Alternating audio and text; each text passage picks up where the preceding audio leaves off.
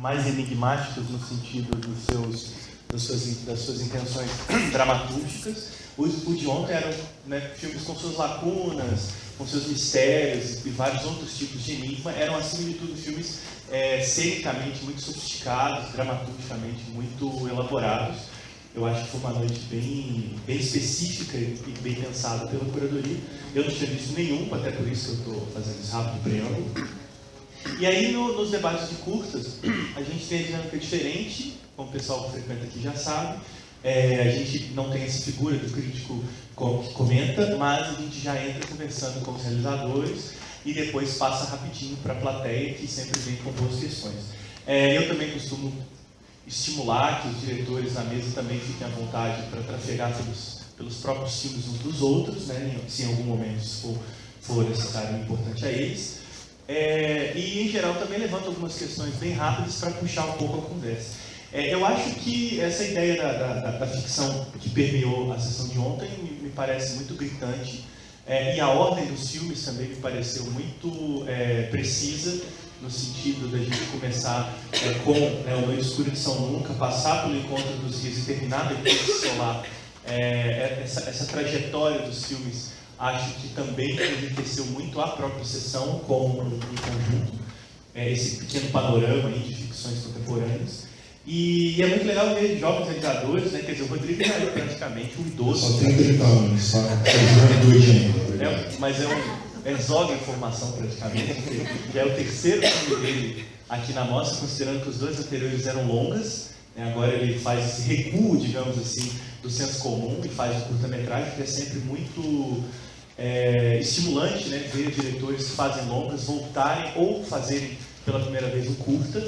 Esse processo ele é bem mais incomum do que deveria, mas sempre que acontece ele é bastante interessante de acompanhar. E aí o Rodrigo vem, e aí a gente tem aqui o Samuel Lobo lá na ponta e a Renata aqui na esquerda, que trazem seus trabalhos também carregados de potência, né? Eu vou iniciar pedindo que cada um fale rapidamente do filme, né? Absolutamente do que quiser, e depois quem tiver perguntas, eu já peço que comece a levantar a mão bem alto, e que eu vou adotando daqui a pouquinho. Eu vou pedir que o Samuel comece, eu pedi autorização para ele, então eu vou falar. Samuel Lobo é uma espécie de figura lendária na internet, porque ele tinha um canal no YouTube de filmes brasileiros, como é que chamava o canal? É meu nome. Era o seu próprio nome. Que ele listava filmes brasileiros inteiros lá, e enfim, disponibilizou coisas até então muito raras, muito difíceis, na qualidade possível, né? Fez esse trabalho de pesquisa e de compartilhamento e generosidade muito grande, até que, enfim, vetaram o canal, coisas que acontecem no Brasil. Mas, enfim, fica aqui de pronto o agradecimento pelo trabalho de prospecção e que tomara que volte em alguma outra medida, né? Mas aí eu já peço que você comece. Beleza. Boa tarde para todo mundo. Legal estar aqui. Boa tarde, galera, aí também. A sessão ontem eu achei muito massa, de acordo com isso tudo. Achei que foi muito interessante ver os filmes juntos, em conjunto. Eles cresceram e se potencializaram muito. O Noite Escura foi um filme que a gente fez, como eu falei ontem na apresentação, na vila onde a gente mora, no centro do Rio. Porque o filme anterior que a gente tinha feito, a nossa galera, a gente tinha feito ele todo na rua, nas grandes avenidas lá do Rio, Presidente Vargas, Rio Branco, tudo. Uma vontade de falar da cidade, essa coisa que está muito presente nos últimos anos no cinema brasileiro, esse desejo de se relacionar com a cidade e tentar criar formas de expressão a partir do cinema, tendo essa relação com a cidade como ponto de partida.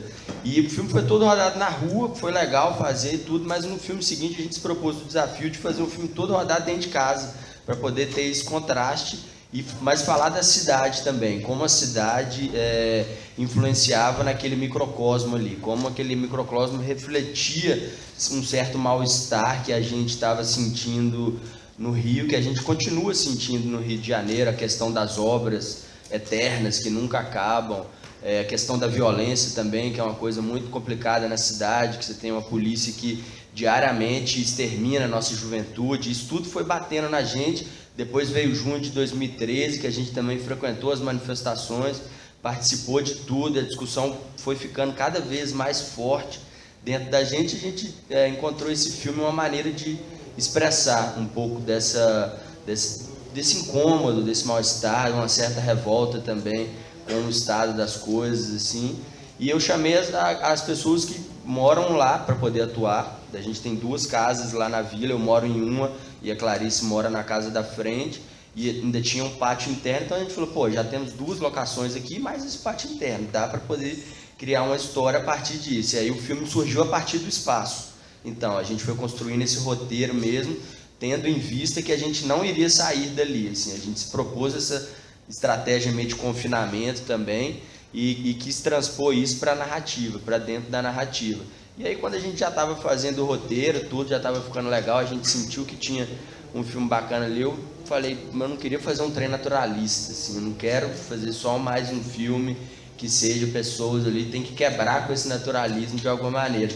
E aí ficamos também quebrando a cabeça como é que a gente vai fazer para dar uma volta nessa narrativa, para poder tentar subverter ela de alguma maneira, tudo. E aí a gente optou por correr esse risco de fazer esse mergulho. O filme, na verdade, faz esse mergulho. Você entra dentro de uma vila, depois você entra dentro da casa, e aí, por último, você entra dentro da cabeça de uma das personagens ali, e ela tem muitos traumas relacionados à perda de uma irmã durante a ditadura, e surge esse demônio que meio que personaliza toda essa nebulosidade, essa coisa inconclusa que é a questão da ditadura no Brasil, e também fazendo um link hoje em dia com a violência da polícia militar, como se o fato da gente não ter resolvido essas questões da ditadura, não ter punido os torturadores, nem nada, foi uma coisa que possibilitou a ação da PM como ela age hoje em dia, extremamente truculenta, fazendo um desserviço à sociedade. Então a gente fez esse link entre as 2 coisas ali, e cruzando 2 gerações, a geração nossa, mais nova, representada no filme pela Clarissa, que estava presente nas manifestações, foi detida durante uma manifestação, e com a personagem da Guiomar, a Vilma, que teve esse trauma em função da irmã. E aí o filme meio que orbita dentro desses ambientes, assim, vai passando por isso, e a gente foi criando situações também para poder ressaltar um pouco esse incômodo, assim, a coisa de um rato preso embaixo do armário da cozinha, ou ela olha e encontra um chumaço de cabelo no chão. Os diálogos também denotam um certo estranhamento em relação à cidade. As velhinhas do Leblon estão sendo internadas com hepatite. Tem uma série de elementos que a gente foi tentando perceber dentro do filme, assim, para poder ressaltar mesmo essa sensação de mal-estar, de incômodo, porque a gente acha que o Rio de Janeiro é uma cidade maravilhosa mesmo, assim, no slogan, né? Continua lindo só na música, porque a gente vai viver lá diariamente, é muito difícil, assim, e a gente quis problematizar isso a partir do filme. Obrigado. Eu vou tentar seguir a ordem da sessão, então pedir que a Renata Spitz fale um pouco do Encontro dos Rios. Lembrando que a Amanda fez esse comentário sobre o Rio, as sessões do Rio, e foi muito curioso as vinhetas do Rio que passavam no Rio da Carioquice, com contraste absoluto com os filmes, vinhetas alegres, solares, coloridas, e aí esses 2 filmes bem sombrios, né? Então eu peço que a Renata fale um pouco. Bom dia, muito obrigada por estar aqui.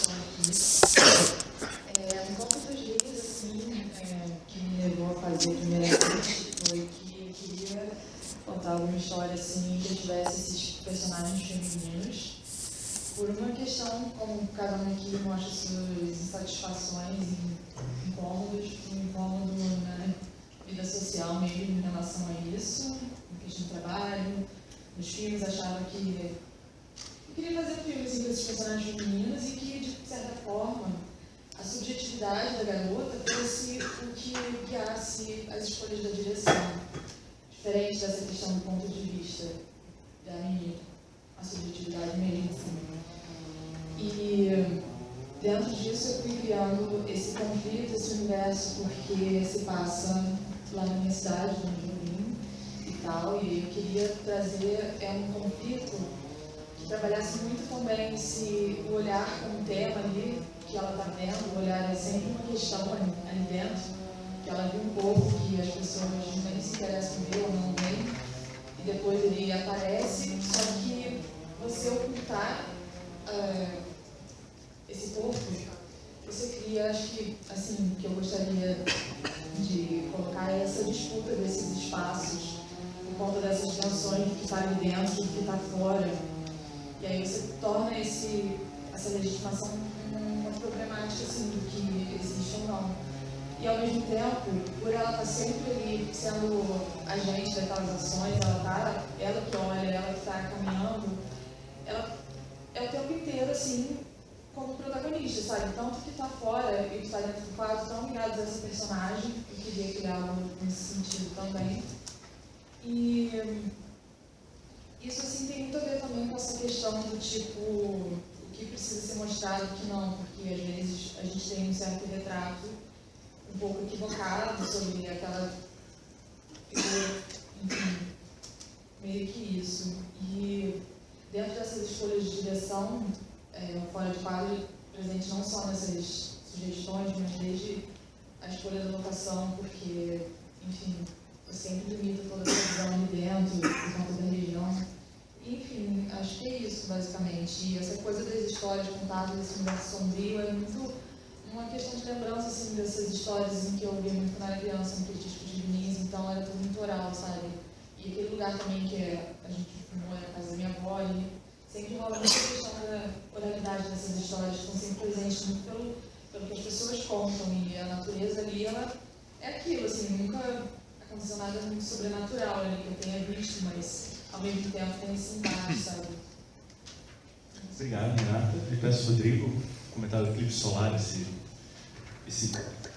mistura aí, esse filme oliveiriano, Eugene Green, Do meu tio, Manuel. mas com um tipo muito próprio do seu, né? Então, acho que o trabalho fechou a sessão de uma maneira realmente muito interessante em contraponto com os outros, assim, ou em complemento também. Bem, o Eclipse eu acho que é o máximo de autobiografia que eu consigo chegar, ainda que nada daquilo que acontece no filme aconteceu exatamente comigo ou com a nossa família. Mas enfim, a origem do projeto, eu falei um pouco sobre na abertura, eu tenho os dados da minha família e os dados que estão ali postos dos personagens do filme são muito parecidos. Tenho um irmão mais novo, adotivo, e no momento em que ele descobrimos que a namorada dele estava grávida, ele tinha saído já da terceira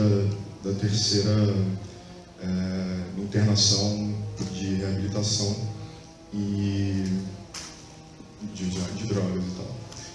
E eu me lembro, e a minha mãe sempre nos conduziu de maneira muito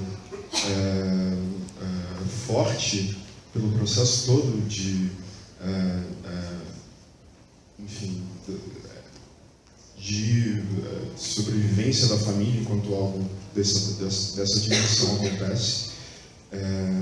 E aí eu olhando para minha mãe naquele momento, eu descobri uma potência de amor muito, que para mim, que também sou filho, era inédita. Era um amor de mãe mais expressivo e transformador do que eu já tinha testemunhado a minha vida inteira. E, no entanto, aconteciam esses momentos, e sobretudo nos momentos de crise muito aguda, assim, em que pensamentos muito terríveis surgiam exatamente da pessoa que era a portadora do amor mais absoluto ali da história toda.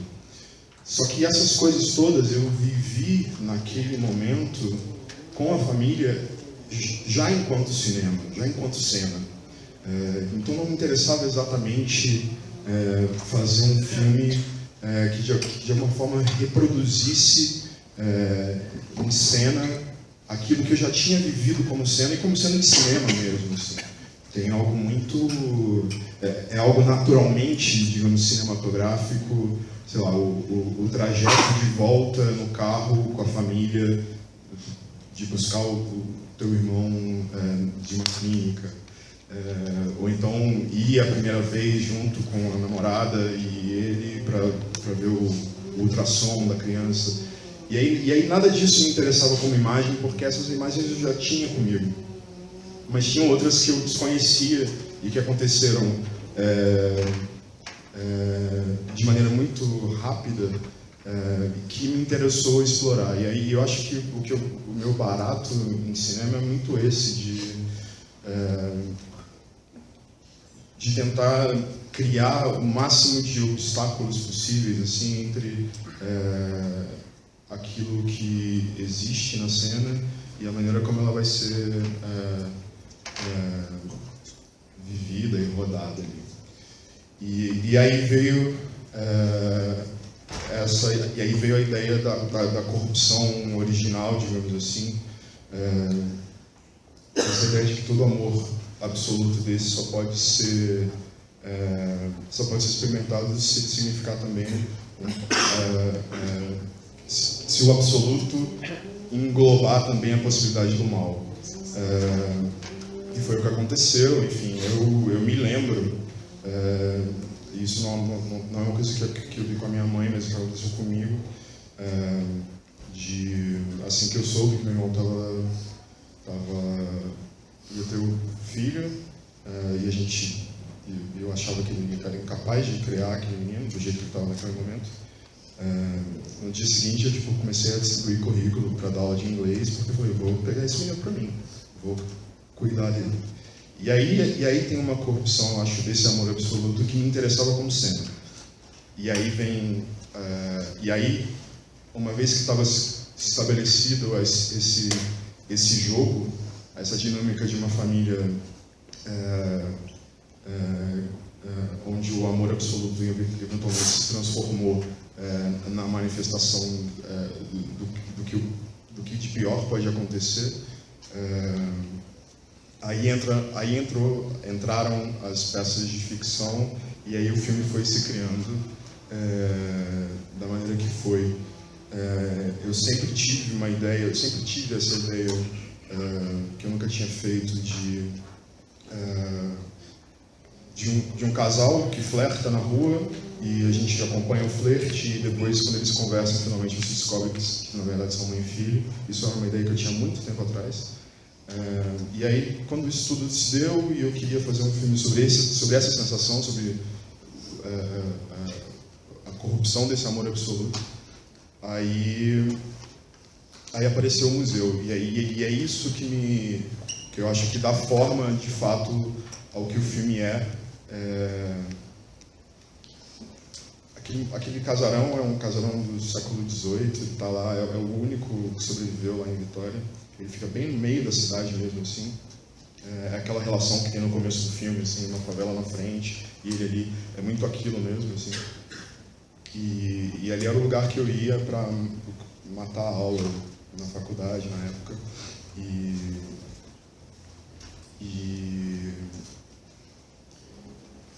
E aí então eu imaginei que e é muito pesado andar por aquele casarão, porque ele é obviamente assombrado, ele obviamente carrega ali dentro vidas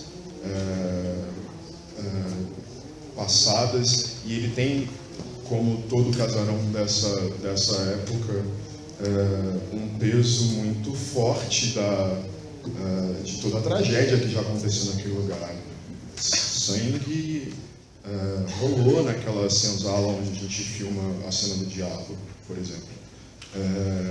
Coisas terríveis aconteceram naquele lugar, e é impossível se desconectar disso uma vez que você entra ali. E aí, quando eu entrei, de novo, já com essa ideia do filme na cabeça, me pareceu que era muito justo. Três pessoas com uma criança no centro, presas naquele casarão, e eles são meio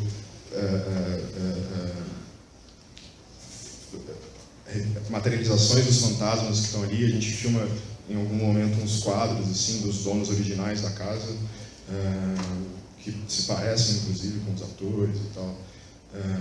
E aí se estabeleceu todo o resto da ficção. E novamente, absolutamente nada do que aconteceu de fato, mas os fatos realmente não me interessam muito assim como cinema. E a invenção começou a partir daí. Obrigado, Rodrigo. A gente já, quem quiser só levantar o braço, a gente passa. Já tem uma pergunta aqui. Tem um microfone? Atrás, exatamente atrás. Não queria, acho que Marcelo observou a questão da ficção, mas acho que mais do que isso, né, os filmes dialogavam em níveis muito diretos mesmo, acho que sem se repetir, isso, né, o diapasão mudava muito e foi muito bom, mas acho que tem dois pontos que talvez eu queria ouvir alguns de vocês, porque duas das coisas que mais perpassam os filmes, primeiro é uma questão do feminino, né, e eu acho que a Renata talvez tenha falado um pouco já disso como um objetivo, uma ideia, e o Rodrigo acho que falou dessa questão da mãe, né, do amor da mãe, então acho que de uma certa forma vocês já trataram disso, mas queria ouvir do Samuel, né, desse processo que vocês foram fazendo, de que maneira vocês foram chegando nesse ambiente, nesse formato onde afinal todo mundo que está em questão ali são mulheres, né, as personagens tanto que traz algo, né, do passado e do sobrenatural, que é um outro ponto que também está nos 3 filmes, algum nível de sobrenatural ou filmado ou sentido. Mas como é que você chegou nessa escolha? Porque acabou que eu acho que é isso, talvez a partir do que o Renato já falou, do que o Rodrigo, né, do que está óbvio no filme do Rodrigo, em certo sentido, porque o filme podia ser um que a gente poderia imaginar ele existindo fora do contexto do feminino, e no entanto isso está muito forte no filme. E a segunda coisa, que é outra dimensão que eu acho que se repete nos 3, que é essa questão, vamos chamar um pouco toscamente, mas do trauma, né, de algo que assombra, né, como disse o Rodrigo, e que portanto não é foco de filmagem, né, não está filmado em nenhum dos 3 filmes, mas está pairando o tempo inteiro sobre os personagens e sobre os filmes, então, né? Porque são filmes muito emanados aos personagens. E trauma aí, como eu falei toscamente, porque em cada um dos 3 filmes é muito diferente o que significa e de que jeito o filme incorpora isso, né? Às vezes um trauma que vem, né, da paisagem, às vezes um trauma que vem de uma outra história que assombra o ambiente, e às vezes um trauma mais direto, como é o caso da personagem do Noite, né? Mas, não sei, eu queria talvez, acho que são filmes, né, assombrados de uma forma ou de outra por mortes, né, bem diferentes talvez, algumas mortes históricas até, e aí queria saber um pouco como é que vocês, aí talvez mais geral, se relacionaram com essa ideia do peso sobre os personagens, até com o trabalho dos atores, né, porque esse peso, o Rodrigo, você falou que os fatos te interessam um pouco, mas eu acho muito feliz a solução do filme com aqueles letreiros finais, né, onde ele ganha uma dimensão um pouco de conto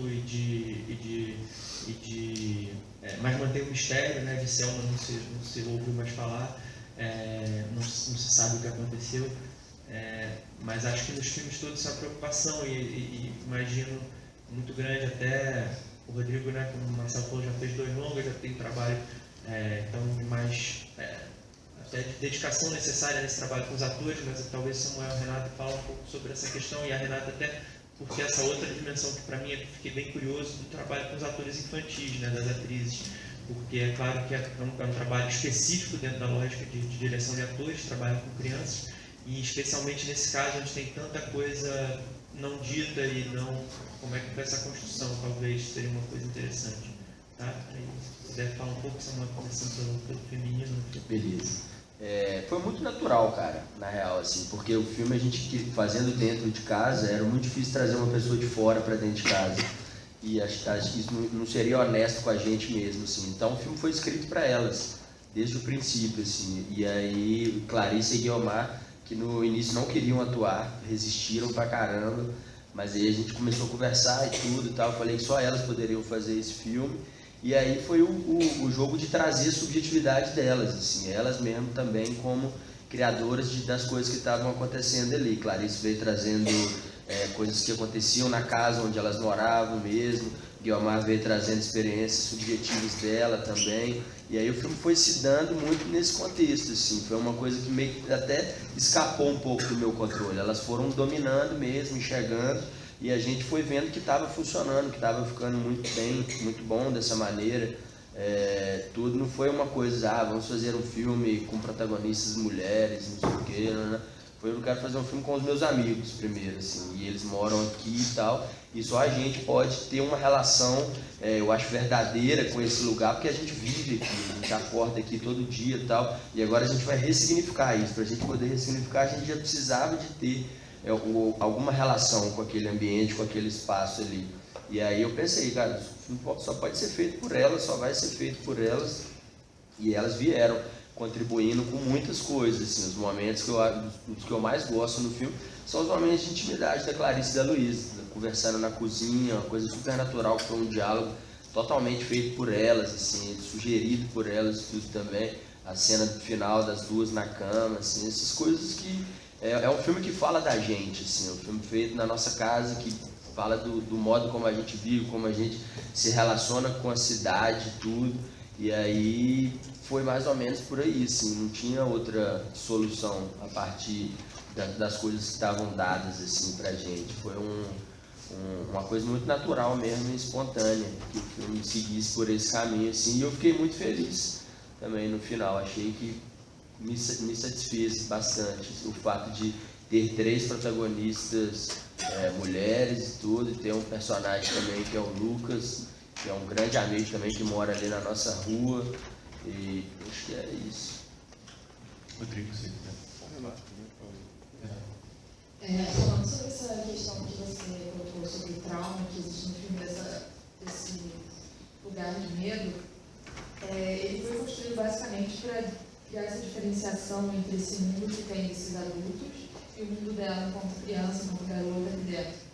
No sentido de que ela diz que vê um corpo, as pessoas dizem que não tem, não se interessam em verificar nem nada. E em todos os momentos a gente pouco tem uma informação visual desses adultos, eles estão entre as sombras, são cortados, então você cria esse medo meio que para diferenciar essas camadas, sabe, da garota, desse conflito que está com ela ali, tipo, ela viu alguma coisa, algo que é assombroso para ela, tem um corpo ali, e que todo mundo diz que não, que, sabe, você tira meio que a legitimação da menina, assim, sabe, você não vai nem prestar algum tipo de ajuda ver se aquilo ali existe, e a partir do momento que dizem que tem alguma coisa boiando, você também tem um tipo de retratação desse adulto de ir lá falar com ela simplesmente vai atrás do que ela acredita que ela viu. Então esse assombroso, ele está também para ajudar nessa meio que trajetória dela, pelo menos assim que eu vejo, do início, de existir um corpo ali dentro, tem alguma coisa acontecendo, tem até um certo ritmo ali dentro da colocação dos fatos no filme.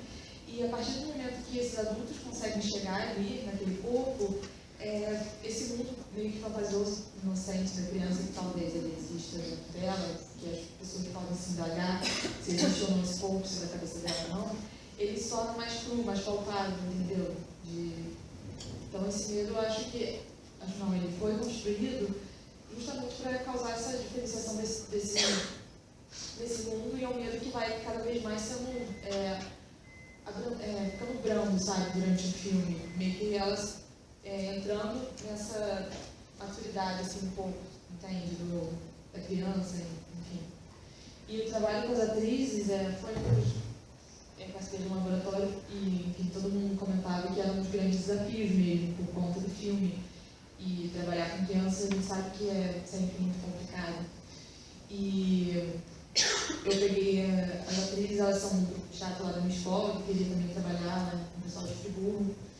E eu acho que, assim, obviamente tem os seus desafios, mas eu entendo que para trabalhar com os atores tem que saber chegar na linguagem dele, cada um tem um repertório, sabe?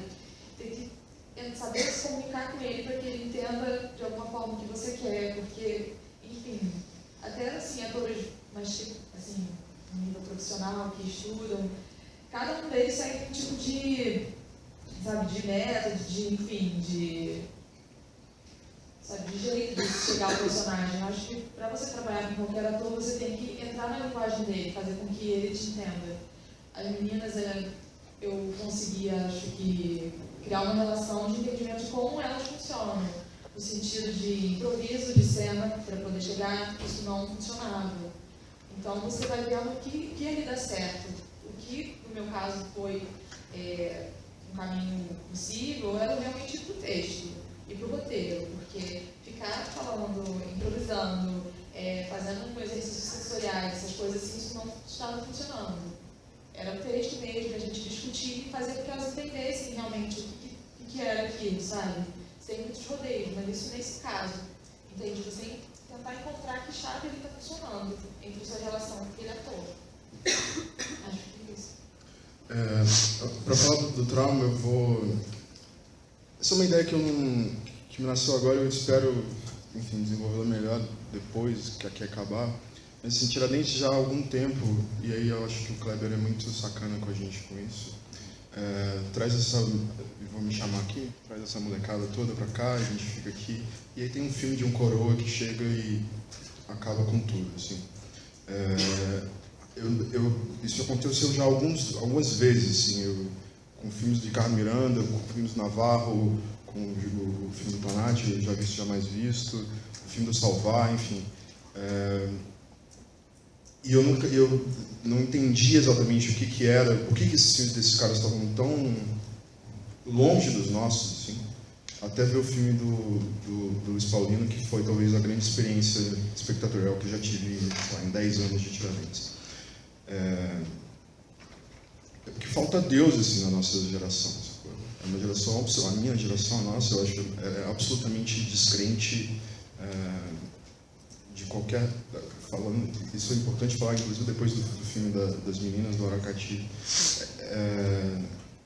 A gente só acredita no que a gente vê, e quando a gente parte para o mundo para filmar espíritos, o máximo que a gente consegue filmar são os fantasmas. Assim.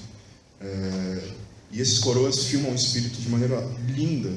E como é que eles conseguem, sabe? Como é que eles conseguem filmar o que não existe, filmar o infilmável? E sempre que em todo filme que eu começo a fazer, e o Eclipse talvez mais que todos eles, assim, ele sempre ele tem o desejo de alguma forma encenar aquilo que não se vê, e aí nesse caso o trauma. Mas um trauma, enfim, uma disputa familiar, uma tomada de guarda, um desprezo de um filho pela mãe, um pacto que uma mãe faz com o diabo, isso tudo só pode existir desse jeito, se manifestando, reverberando em coisas físicas, materiais, assim. E a nossa geração ela é extremamente material nesse sentido, assim. E aí o que nos sobram são isso, são os corpos os corpos, como o filme da Renata, e na impossibilidade de filmar o espírito, pelo menos criar alguma relação entre aqueles corpos daqueles atores para que eles eventualmente pareçam que não são daqui ou que não são terrenos, mas eles nunca serão exatamente espíritos, eles são só fantasmas. A sessão de ontem tinha bastante filme de fantasmas, a sessão de hoje também. De ontem, estou dizendo a nossa, e a de anteontem, a primeira da Foco. E aí o meu barato passa a ser esse. Encontrar que relação entre esses corpos pode sugerir algo que está para além deles. Assim. E aí, no Eclipse especialmente, isso vem da quebra de tempos e digamos, da subversão das figuras, que é uma coisa, enfim, que eu já tinha ensaiado em outros filmes e tal, mas eu acho que nesse rolou legal, assim.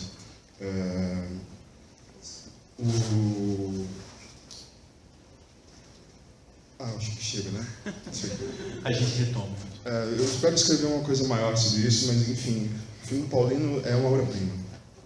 E eu saí do filme querendo voltar a acreditar em Deus, porque meus filmes eu acho que precisam disso. E não tem ainda. Obrigado, Rodrigo. O Raul está inscrito, tá? Muito bem. Achei que você só tinha dado o não tem certo. Boa tarde. Cara, foi muito legal você falar agora de Deus, porque eu acho você um caso muito singular na sua geração, assim, que talvez você seja o único cineasta católico da sua geração, assim.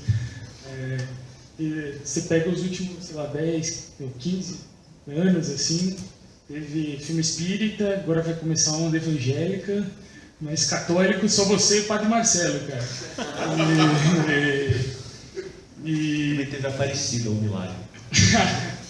E eu acho muito interessante essa tentativa de fusão sem nenhuma vergonha que você tem de uma certa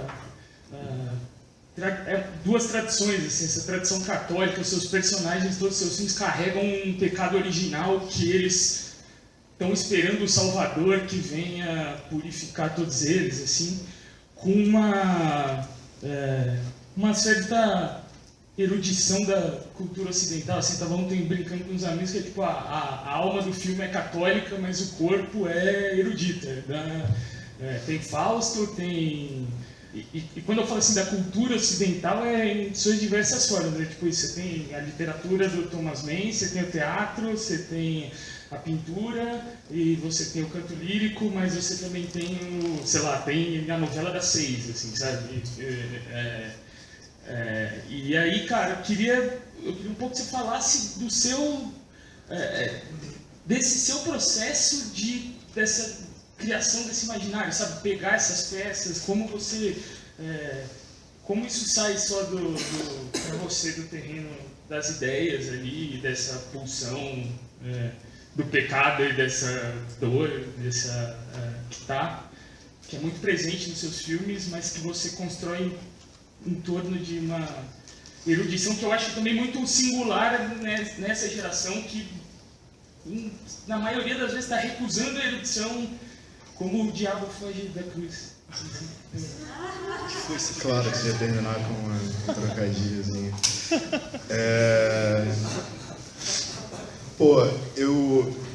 O católico está ali, sim. O Daniel Caetano chama de existencialista, mas estritamente no sentido de personagens que assumem o risco de fazer o que fazem e lidam com as consequências disso. E é disso que eu falo da ausência de Deus assim, nos filmes. Tem Deus ex machina às vezes, mas Deus absolutamente não existe. Agora, sobre isso tudo que você falou, acho que tem um desejo, e isso vem muito da raiz na crítica de cinema, de ter começado ali assim, que é um despudor em gostar de qualquer coisa que me interesse. Eu sinto que isso acontece às vezes com alguns amigos cineastas, que eles são muito atraídos apenas pelos filmes que parecem com os filmes que eles fariam. E eu tenho, e eu acho que a crítica me deu esse despudor de gostar de qualquer coisa, apaixonadamente. E aí vem o catálogo, inclusive o texto do catálogo é bem preciso lá nas referências cinematográficas, assim, no Romério, no Manuel de Oliveira, mas uma referência muito forte, por exemplo, para o Eclipse é a Crônica da Casa Assassinada, do Paulo César Sarraceni, e um filme esquecido do Domingos de Oliveira, que chama Culpa, de novo a própria aí. E as situações são muito parecidas, 3 personagens presos numa casa, tendo que se virar com a vida ali. Agora, como é que vai para a literatura e para a música e para essas coisas todas? Eu acho que é um desejo de aquilo que se fala do Godard lá, de eu adoraria poder mostrar as coisas para vocês, mas como se vocês estivessem vendo elas pela primeira vez, e é impossível ver qualquer coisa pela primeira vez, assim, hoje, né? E aí eu acho que mais do que tentar construir a inocência de estar vendo algo pela primeira vez, e eu sinto que alguns filmes de alguma forma nos pedem isso, assim, suspendam a realidade, suspendam os 100 últimos anos de história do cinema e vamos aqui. E para mim não, para mim eu acho que a gente tem que se deixar, os filmes têm que estar um pouco contaminados assim, de tudo que aconteceu antes.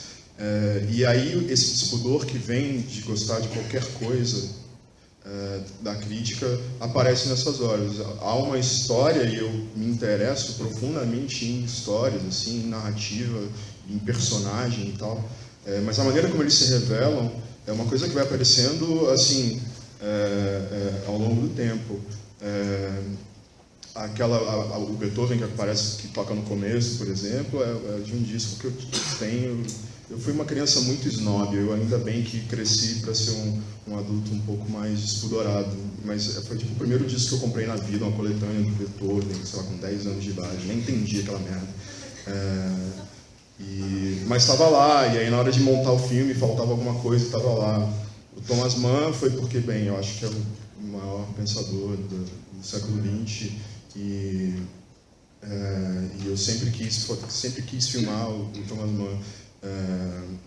E a música, por exemplo, a música que a Clarissa canta no final, é uma música descoberta no processo de escritura do roteiro do Esse Lado do Vulcão, da Paula, que eu acho que nunca nem chegou a entrar em um tratamento do filme escrito, assim, né? Mas ela me pediu, vai procurar uma música aí, e aí eu achei, e eu sempre falei, bom, uma hora eu vou usar, e aí é isso, diante de um filme novo, de uma ideia nova, eu vou lá e tem essa coisa daqui, tem aquela coisa de lá, e eu acho que o divertido, o trabalho mais divertido para mim, eu acho que o Lucas, o meu fotógrafo, a gente divide muito isso, que é ir para se jogar contra as cenas, entendeu? E entender como é que isso tudo, essas referências todas, essas coisas todas, se manifestam, se materializam fisicamente na hora de decidir que a câmera vai estar aqui e não ali, que esse personagem vai estar aqui e não ali, que essa luz vai incidir aqui e não ali.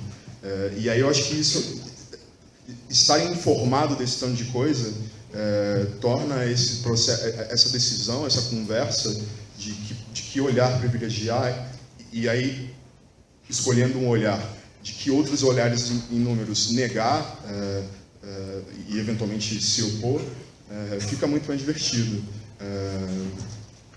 Acho que é por aí. A gente vai começar a fazer em blocos, para o pessoal que levantou a mão, para todo mundo anotado aqui. A próxima é ali, o Miguel. Tá.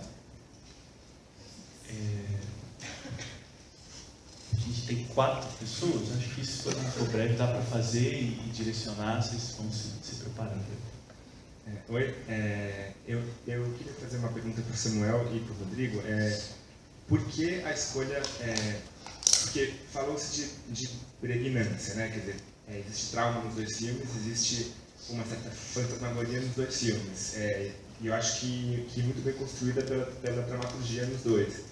Mas, de repente, nos 2, o que é pregnante vira físico, né? Quer dizer, o Rodrigo falou de pregnância, e aí, por exemplo, o aspecto diabólico da mãe, ele é pregnante até o diabo entrar em cena. Aí não é mais pregnante, está aí o personagem e tal.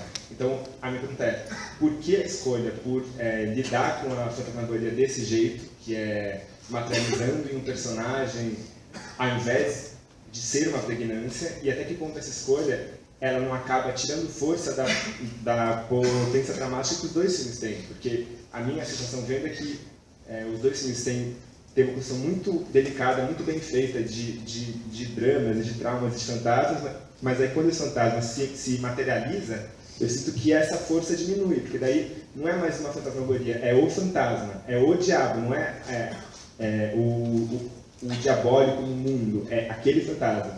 Então, enfim, queria entender essa escolha específica dos 2 filmes. Assim. Segurem aí. Aí a gente pode, como fazer em bloco, pode ir descendo. Aí essa moça de cá e depois... Aqui. Uma pergunta bem direta para o Samuel também, que também sou do Rio, e na sua fala você está sempre implícito um desejo de falar um pouco da cidade, um desejo de falar desse lugar da cidade que você está, você fala também de uma certa insatisfação, mas ao mesmo tempo o filme se passa todo dentro de uma vila. E ao mesmo tempo, quando a gente vê a cidade, é só ela projetada, só ela bem... Eu queria que você falasse um pouco sobre essa opção, que você realmente não se relacionar com a cidade no seu filme. Só através de uma projeção, só através de casos ou através do discurso. Como você, né, realizador, se coloca mesmo diante da cidade, assim, é uma coisa que eu fiquei inquietada com o seu filme. Beleza. E aí, Guiomar, fechando, a gente teve uma desistência, agora não tem mais. Aí pode fazer você. Oi, a pergunta mais especificamente é para o Samuel e queria que ele falasse um pouco sobre o processo de criação em relação ao roteiro, porque você falou aí, né, desse espaço que você deu durante a filmagem, está muito claro, né, para esse diálogo naturalista, né, da Luísa Clarissa, que a coisa veio vindo à tona, mas assim, com o meu personagem, que é bastante pesado, né, os textos que você me passava não tinham nada de naturalistas e, assim, alguns deles, eu queria que você falasse, na verdade, de onde vieram, porque, que nem esse, o carro Abre Alas da Marcha da Família, é um carro da polícia arrastando o corpo de uma mulher negra, que é uma das coisas mais fortes que eu já falei na minha vida. Eu me lembro que tinha uma relação direta com um caso que tinha acabado de acontecer naqueles dias, que foi daquela mulher, a Cláudia, que levou um tiro de bala perdida e foi colocada no porta-malas da polícia, perdida entre aspas, e foi colocada no porta-mala, e o porta-mala abriu e o corpo dela foi arrastado, né? E então, assim, como você trabalha com esse processo, assim, de trazer isso para o seu filme, né? E o que funciona depois em camadas, né? O seu filme tem várias camadas. E, assim, um pouco geral, eu tenho sentido em vários filmes do cinema brasileiro, e esses 3 filmes têm, de certa forma, isso. Eu adorei, né, a escolha desses 3 filmes. Essa relação, esse diálogo um pouco com o que seria um filme com certo suspense, uma possibilidade de terror, de alguma coisa, né, terrível que vai acontecer ali, que não acontece ou acontece. Então, eu queria saber se vocês se sentem, de alguma forma, dialogando com o cinema de gênero, entre aspas. E aí, fechando ali em cima, e aí a gente fecha esse ciclo. Guiomar, eu devia ter apresentado antes a atriz do filme do Samuel Lobo, ela fez o serviço aí. Público. A minha pergunta é um pouquinho mais sobre estética, e eu queria comentar que eu achei os 3 filmes, que para mim pareceu que os 3 filmes tinham uma preocupação plástica um pouquinho maior, que eles foram tratados com certo carinho, assim. E aí eu tenho uma pergunta um pouco mais específica sobre o eclipse solar, que eu queria saber, só por curiosidade, por que do formato de 16:9, e também... sei. E eu queria saber também sobre as escolhas de decupagem quanto a, tipo, por exemplo, os espaços, assim, eles parecem, pra mim, parece que às vezes os personagens estão em palcos, assim, sabe? Porque, por exemplo, quando a moça tá cantando, tem um plano fechado dela cantando, depois um pouco mais fechado com o pessoal assistindo, então eu achei isso muito especial, assim, eu queria que tu falasse um pouquinho sobre isso, assim, e é isso. Então, a gente pode iniciar, nem sei por onde começar, mas acho que pelo Samuel, as questões levantadas. Acho que um pouco a pergunta da Guiomar e a do Miguel tem um pouco a ver, assim, e é mais o meu desejo de materializar esse demônio foi uma vontade de encarar mesmo o demônio, porque o filme fala sobre esses traumas que ficam em aberto, a questão da violência da ditadura militar, que até hoje não se resolveu, e a questão da polícia militar, que a gente vê como age hoje, e ninguém faz nada, nada acontece. Então foi uma vontade da gente encarar isso de alguma maneira. E essa coisa do físico, é porque, violência policial, cara, quem já tomou um tapa na cara de um policial sabe que é uma coisa, você fica com ódio mortal daquilo que acontece. E o filme, eu queria justamente escapar de um registro mais naturalista, assim. E a gente se abriu para esse risco, assim. Eu vejo muita gente que não curte a parte do demônio, que fala que o filme poderia passar assim, mas eu acho que seria outro filme. Não seria esse filme que a gente fez, assim. O filme, ele vai por esse caminho, assim, porque é realmente um desejo que a gente teve, tanto de encarar esse problema que o demônio materializa ali, que é a questão da violência, as mãos sujas de sangue, como também de quebrar o naturalismo, que estava se desenhando de uma maneira muito comportada, eu acho, assim, no filme. Estava legal, estava bonito, estava gostando, tudo, mas não era o que eu queria fazer, eu queria ir um pouco além, assim, não sei, experimentar outra possibilidade de inserir um corpo estranho dentro daquela narrativa ali e fazer com que depois você não soubesse o que fosse acontecer, e tirar o chão do espectador a cada cena. Você nunca sabe o que vai acontecer na cena seguinte, qualquer coisa, até que do nada se materializa um ser estranho ali que não fala nada, ele é um reflexo de pensamentos da cabeça dela, E eu hoje até vendo ontem assim, eu fiquei pensando, falei, será que a gente devia ter tirado mesmo tudo? Eu hoje acordei e falei, não, é isso aí, eu curti de ter deixado tudo, tal. E a coisa dos textos, da violência que você fala, acho que também vem muito daí. O caso da Cláudia foi isso. Foi uma revolta imensa com o que tinha acabado de acontecer. Assim. A gente estava terminando de escrever o roteiro quando aconteceu isso, e aí logo depois, e já tinha acontecido o caso do Amarildo, logo depois aconteceu esse caso da Cláudia, uma sucessão de coisas monstruosas assim, acontecendo, e a gente quis trazer isso para dentro do filme a partir de alguns elementos que de alguma maneira se relacionavam com esse universo todo de violência, assim, tal. Esse texto, essa fala do carro abre alas da marcha da PM é uma fala do Léo Pirata. Eu botei até um agradecimento para ele no filme, que é um post de Facebook dele. Ele escreveu no Facebook, eu vi aquilo por ocasião do negócio da Cláudia, do assassinato dela, e falei, caralho, é isso mesmo, tal. E estava rolando também uma insurgência conservadora no Brasil, uma marcha da família, não sei o que, tudo ao mesmo tempo, assim, um movimento meio esquisito que a gente ficou olhando com muita desconfiança, assim. E aí surgiu essa frase, e foi uma frase que foi muito tensa da gente tanto filmar como depois na montagem, decidir se mantinha ou não, porque ela também escapa totalmente ao registro do filme, que é uma tá em primeiro plano, com uma luz teatral, uma postura meio que falando quase de frente para a câmera, assim, é uma coisa que destoa, mas a gente quis assumir esses riscos assim, para ver onde é que o filme ia chegar. E porque já o filme anterior que a gente tinha feito, e aí eu já aproveito e até respondo, porque eu falei no início, não sei se você estava aqui, o filme anterior que a gente fez, ele passava todo na rua. Era um filme que era inteiramente, não tinha uma cena interna, só que era muito breve, tudo. O resto era um cara que ficava sem apartamento por conta da especulação imobiliária. Então ele ficava pingando da casa de amigo em amigo, dormia uma noite aqui, dormia em cinemas pornôs no centro do Rio. E aí estava muito forte essa coisa da cidade o tempo todo. E esse também foi um desafio que a gente se propôs de fazer um filme todo rodado dentro de casa, mas que refletisse um mal-estar em relação à cidade, assim.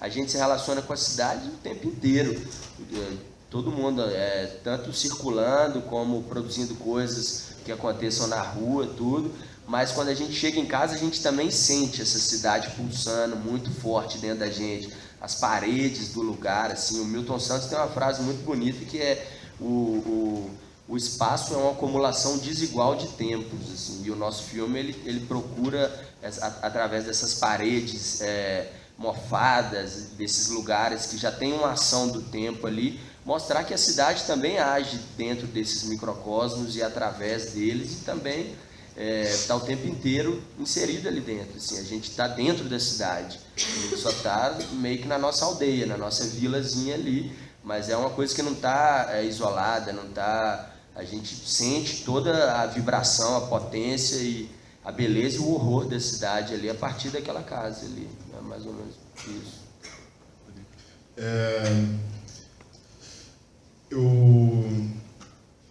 Eu acho a pregnância perigoso, a confiança no não dito, assim, em geral, porque me parece porque no fundo não havia muita coisa lá a ser dita. E eu acho, e isso é uma consciência bem recente minha, assim, na verdade, uma permissão. O meu primeiro filme, eu acho que sofre muito disso, que é, e por que não filmar as imagens exatamente como elas te apareceram pela primeira vez? Nunca houve outra coisa que não um diabo ali. Eu nunca enxerguei nada que não fosse um diabo. E por que não filmá-lo exatamente como ele me aparece? Admitir a existência dessa imagem e se confrontar com ela, sabe? Mas isso também serve para todos os outros personagens e serve inclusive para essa dimensão cênica que você falou, assim. Por que não, se uma quebra de tempo de passagem dentro do filme sugere enfim, historicidade, vidas passadas e fantasmagoria, por que não admitir a encenação pelo que ela tem de encenada mesmo, sabe? Na prática, na realidade, né? O diabo inexiste, aquele é um monólogo interno na cabeça da Selma, mas me interessa muito pouco a realidade dessas coisas, né? Me interessa a dimensão de sonho delas. E é isso que eu acho que o meu primeiro filme, As Horas dos Lugares, tinha muita covardia em admitir, e que eu sinto que eu começo a me permitir mais. Isso que me parece mais importante. Por que não encenar os sonhos e encenar as coisas exatamente do jeito que elas aparecem para você? E aí, eventualmente, nasce algo que não é exatamente novo. Eu acho que o que a Guiomar fala sobre essa relação de gênero nesses filmes, eu acho que é importante por isso, assim, sabe? Inclusive, o plano do diabo é parecidíssimo com o meu, assim, a mulher no centro e o diabo aqui do lado, assim. Eu acho que é aí que o gênero entra, sabe? Porque certas garantias que poderiam estar em outros lugares, né? Informações, por exemplo, mais claras sobre a trama dos filmes, isso tudo está no clima, está na construção da coisa. E aí, de alguma forma, isso garante para a gente que a gente não precisa dedicar tanto tempo assim para explicar certas coisas, porque o gênero, a impressão do espectador é muito imediata, né? Ouvi esse barulho, eu sei que vai dar merda. E para mim isso basta de pregnância, sabe? O 4x3 foi, assim, como tudo que a gente faz, eu e o Lucas, a gente simplesmente sabe das coisas, depois que a gente descobre, e a primeira coisa foi, eu acho que esse filme é quadradão, eu também acho. E aí depois a gente foi entender por quê. É porque cabe menos gente. E nessa dinâmica familiar, onde as pessoas estão estão brigando com o outro pelo direito de adicionar mais um àquela família, me pareceu interessante isso, assim. E também para reforçar ainda esse caráter. O 4x3 é chamado formato acadêmico, né? E eu acho importante, assim, esse senso, um pouco também do que o Raul falou, assim, esse senso de academia, esse senso de erudição, digamos, esse senso de essa impostação mesmo. E eu acho que o filme é muito impostado, e eu acho que o diabo de alguma forma carrega isso para o limite, um pouco por isso, assim. É a encenação de um drama. E não é o drama em si, né? Não me interessa exatamente filmar o drama, eu quero filmar a encenação daquele drama. E todos eles ali, os personagens todos, em algum momento, tomam consciência de que eles são personagens de um drama, o drama deles. E a mim cabe observar e saber para onde olhar, né? Eu acho que é isso. Então, assim, de fato, tem o processo de construção do filme tinha a questão do gênero presente, não como um objetivo a se chegar em um determinado gênero, mas ele presente no sentido da existência desse medo, que é muito presente no filme do horror, do suspense, medo revelando uma certa ansiedade de um determinado contexto ali dentro. E aí, a partir disso, assim, construção de certos momentos no filme, mas no filme de gênero, não. Acredito que seja. A gente agradece a presença de todos na mesa. Fique convidado para a continuação da nossa foto à noite, da nossa aurora, e os debates amanhã. Também tem as transições, o debate começa às 10 horas. Obrigado por tudo, galera.